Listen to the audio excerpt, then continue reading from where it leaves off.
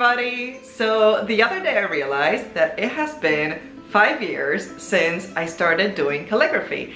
And the beautiful thing about anniversaries is that it provides for a very good checkpoint to analyze and think about and maybe do some introspection on what you have learned, what you have realized you like, what you have realized you don't like. And so for today's video, I wanted to narrow down 5 things that I have learned in the past 5 years of doing calligraphy that would be very helpful for someone who is a beginner or not a beginner to hear and hopefully help you out in your journey. Now you guys know I do medieval calligraphy, but I made sure that these tips are fairly general in terms of, they're not general, they're specific, but general in terms of the style of calligraphy, so that it is something that can be applied to any type of calligraphy, not just medieval styles. If you want to learn more specific things to medieval calligraphy, I do have multiple tutorials on medieval calligraphy, so you can check those out. I'll link them below. So my first point of the things I learned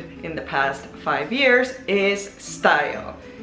That is a very broad word, but to be more specific, it's about finding the style that actually motivates you the most. So I actually have a story with this one. When I started calligraphy, I knew that this was something that I wanted to do as a source of income eventually, and I very quickly realized, like probably many of you who do calligraphy, that the most profitable endeavor when it comes to calligraphy generally is weddings. And I remember thinking that Gothic, which is the type of calligraphy that I started with, Gothic calligraphy wasn't necessarily what I tend to see in wedding related products.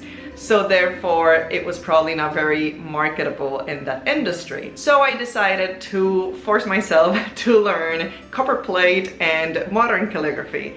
And the truth is, I love those styles. It's not that I don't like them. They're beautiful, and there's a lot of you that I follow who do modern calligraphy and copperplate and Spencerian, and it looks gorgeous. But the fact of the matter is that it's not what I enjoy doing. It's not what I'm passionate about learning. So what happened is that I rarely practiced because I was just not motivated. My main motivation for calligraphy was ultimately the love of the style, and so if you don't love a style just because it's popular, it's just not a good enough reason to do something. Ultimately, if you choose a style that you don't love, you're not going to practice, you're not going to get better, and then you're just going to end up quitting because there's not enough motivation. My second tip is tools. Similar to style, finding the tool that works for you. I hate it with a passion when people on social media say,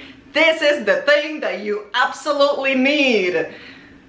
What thing do I need? Is it food? No! There's no one single tool that you absolutely need. Well, you need paper, I guess. But if you don't like paper, I guess you could use something else. You can just do calligraphy on the walls or the floor. I don't know, but you get what I mean. Yes, you need a writing utensil. You need a surface to do the thing. But there is not one specific kind of tool that will make your life better, that is universal for everyone. My personal example for this are the Pilot Parallel pens.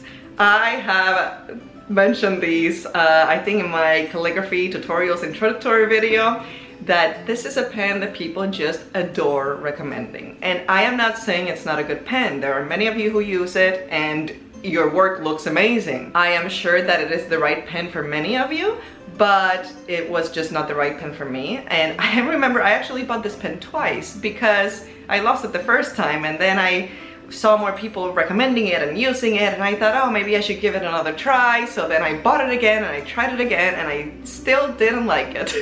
I realized that for me it was much better to work with a more traditional style fountain pen, just with a calligraphy nib. For example, the manuscript calligraphy sets. That is the one pen that I used the absolute most in the beginning, and it was, to me, what would be the holy grail of the beginner calligraphy pen would be the manuscript calligraphy set. But for many people, it's the Pilot Parallel pens. For many people, it's just dip pens.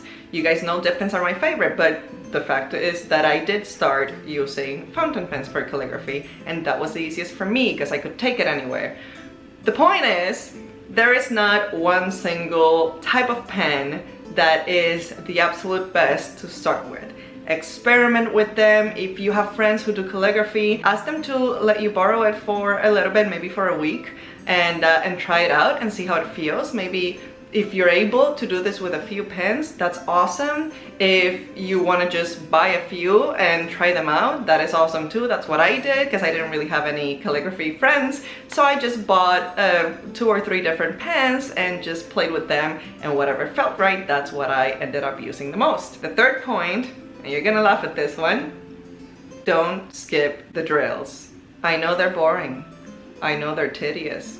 I know they make you feel like you're going to get arthritis the next morning, but they make your life so much easier. You can practice a style of calligraphy for 5 hours, or you can do drills for an hour and then practice the letters for another hour, and you're probably going to reach the same point of advancement. The great thing about drills is that you can basically create your own. If you can't find a worksheet or a practice sheet that has the type of drills that you need, essentially what drills are is a breakdown of the letters of the style that you're learning. So what I do, for example, if there is not a specific worksheet that I find for drills in a specific type of style, is I look at the alphabet of the script that I want to learn and I isolate the strokes. So for example, the letter C, you have 2 strokes there. You have the stroke doing the first curve, and I'm speaking now here of Uncial and the one that I do the most. You have the first stroke, which is the curve, and then you have the second stroke, which is the half curve on the top part to complete the letter. That first curve of the C repeats in multiple other letters. It repeats on the Q, it repeats on the O, it repeats on the E. So this curve would make for a really good drill. You can get your paper with the lines marked and just do that curve over and over again in order to get comfortable with this movement that you're about to use quite a bit in this alphabet. The letter I, for example, which is simply looks like just a simple vertical line, but that vertical line again repeats itself in about a third or half of the letters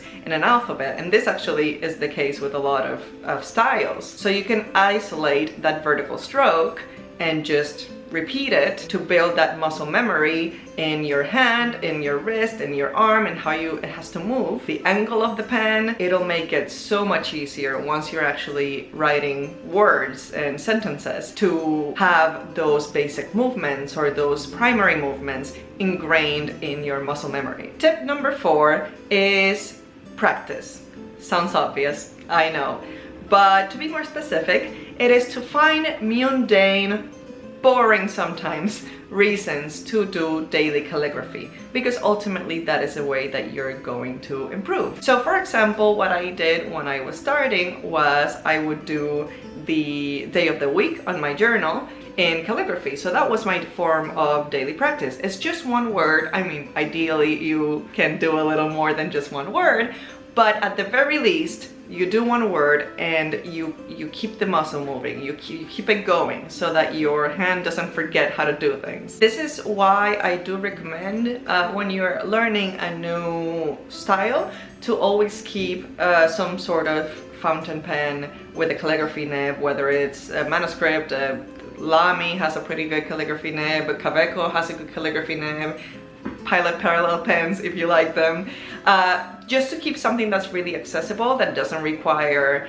opening the ink bottle and transferring to an inkwell and doing the whole dip pen situation and then having to clean that every time, because then that will probably keep you from actually practicing every single day. So here I do highly recommend that you have whatever type of fountain pen you prefer in order to do these, because that way you will likely actually do it on a daily basis or almost daily basis. Now that daily thing can be anything from just writing what day it is that day, or if you're meeting someone that day, you can just write the name of that person, or let's see, a few other ideas, some sort of a way of journaling, for example, if you do a sentence of the day kind of thing. I know that a lot of journals have a template to do that. You can just write that one sentence in whatever style of calligraphy you're practicing. It won't always be pretty. It will have mistakes when you're starting out a new style, but it'll keep you going and it'll lead you to more improvement. Now, my fifth and final suggestion is to expand your styles of calligraphy. Calligraphy styles are like languages.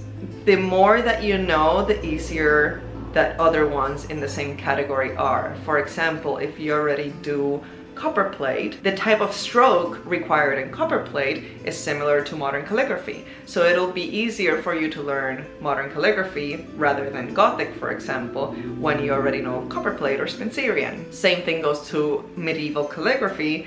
If you already do Uncial, it'll be easier for you to learn Insular or Carolingian because the type of stroke that makes up the letters are quite similar. Just because you practiced a lot in one style and you got really good at it doesn't mean you need to stop there. And that's part of the exciting thing about it, is how one style leads to the other and how the typography and the way that people write words has varied so much throughout the centuries, because it's just bound to happen. We're going to need different things. We're gonna need different styles for different purposes. Styles are always meant to evolve into other styles. So this is something that you should definitely always be looking to do on your calligraphy journey. Always finding the next style that will complement what you already know. And it feels so great then to just have your repertoire of calligraphy styles. So therefore you can switch back and forth depending on what feels better with something. That also opens you up, and this is the great thing about experimenting with other types of style that are similar to the one you're doing or not, is that you can mix them. And that's actually how I have ended up with the style of calligraphy that you see me use the most. It's not just one medieval style on its own, it's actually a mix of various styles that I have combined together into a way that looked the most aesthetically pleasing to me. And ultimately that's the part that is just the most fun for me. It is experimenting with it, adding flourishes, playing around with it in order to make it your own. It just ultimately feels so satisfying to see a style, a type of calligraphy, a typography, and realize that that one's yours, that you did that, you came up with that, and you got there. So that's it. Those are my 5 tips for calligraphy beginners, or 5 things I wish I knew 5 years ago, or just simply, if you're stuck, 5 things to think about that could help you move forward in your calligraphy journey. I'd love to hear which style of calligraphy you started with, or if you haven't started, which one do you want to start with? In my case, it was Gothic Textura Quadrata, which I have a tutorial video on, so you can check it out here. And after that, I've just fallen in love with pretty much all medieval calligraphy styles. I think they're so cool and so much fun to work with. But that's it for today. I'll see you guys in the next video and have a fantastic day. Bye!